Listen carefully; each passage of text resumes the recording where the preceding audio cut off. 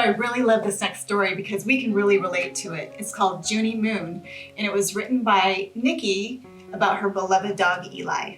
Mm-hmm. When she lost her dog, Eli, who was a part of the family and they loved so much, she was extremely devastated and she didn't know how to get out of the funk that she was in over losing her dog. So she one day decided to start writing this book about another family who had lost their dog, and then they find another one and they get the ability to love twice. And the magic started to happen when her friend sort of came about and started illustrating these things, illustrating these pictures to what she was writing.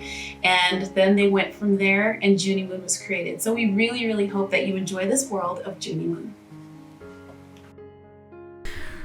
Remember to let her into your heart, then you can start to make it better. The Beatles.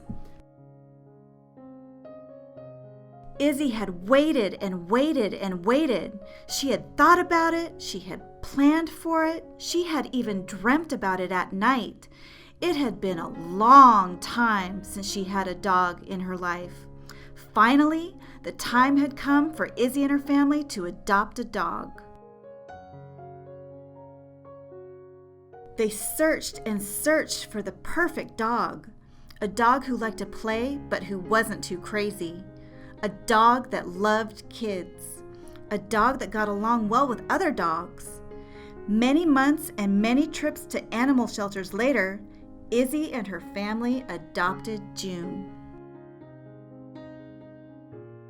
June was a young and playful girl who loved all living things. She was gentle and sweet. People stopped on the street to comment on her beauty. She even smiled with her eyes. Izzy's brothers called her Junie. Izzy's mom called her Junebug. Izzy's dad called her JJ. Izzy's grandpa called her Juneymoon. June quickly learned her manners and which toys were hers and which were not. When Izzy asked her to sit or lie down, she would. But when it was time for June to go out and play, all she did was run away. Izzy was annoyed that June would run off. After all, life was pretty good here. So she figured that June would not try that again, and again took her to the park to fetch balls. Once again, as soon as she was given the chance, June took off. Again and again, Izzy tried to let June off the leash, and again, June would escape. In every other way, June was amazing. She was sweet and gentle and well-behaved. She was wonderful with kids and had the softest ears in the whole world. June was a great dog. Everyone loved her. Izzy wasn't so sure.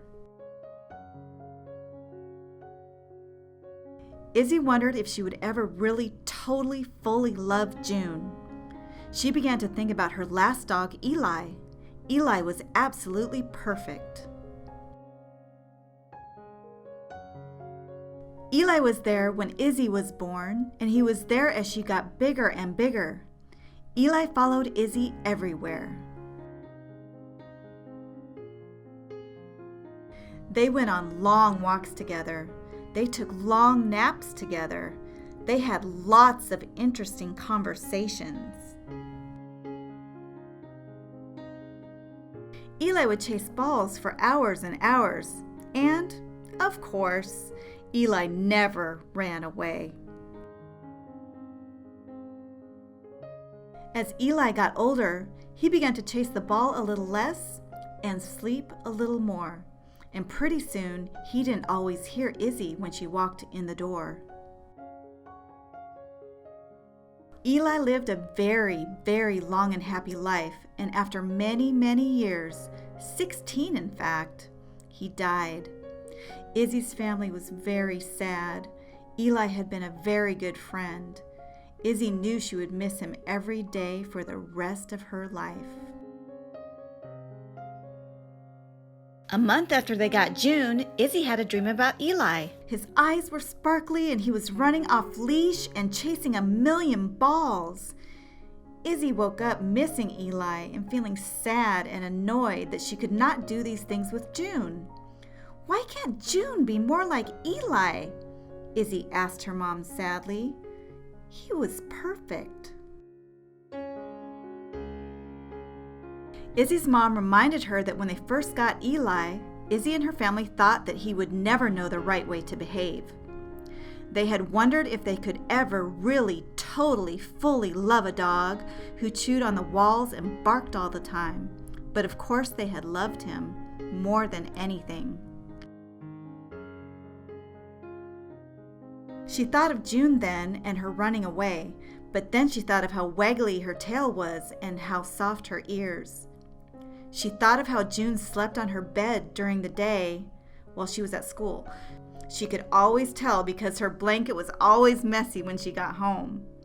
She remembered how June always let her little brother drag her around by the collar without so much as a whine or a whimper. She laughed when she thought of how June let a cat sit right on her front paws at the vet's office. June was nice to everyone. The next day, Izzy was walking home from school when she passed a group of people talking in the dog run. "My dog chewed up my favorite pair of shoes yesterday. Well, my dog bit my doorman. My dog barks at the vacuum cleaner every single time. Can you believe my dog still poops in the house?" Izzy strolled home thinking about a lot of people and a lot of dogs. When she walked in the door, June smiled with her eyes and wagged her tail as soon as she saw Izzy. She realized that June really was a good friend.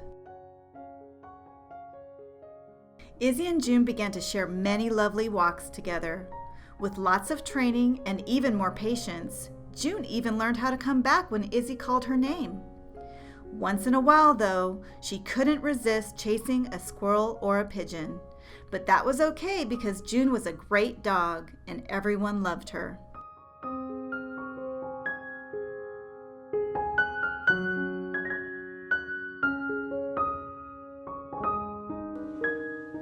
Come on everybody and whistle this tune right now. Come on everybody and clap your hands real loud. Come on everybody, take a real deep breath and repeat after me. I'm loving my JJ. I'm loving my JJ. Loving my JJ. And my JJ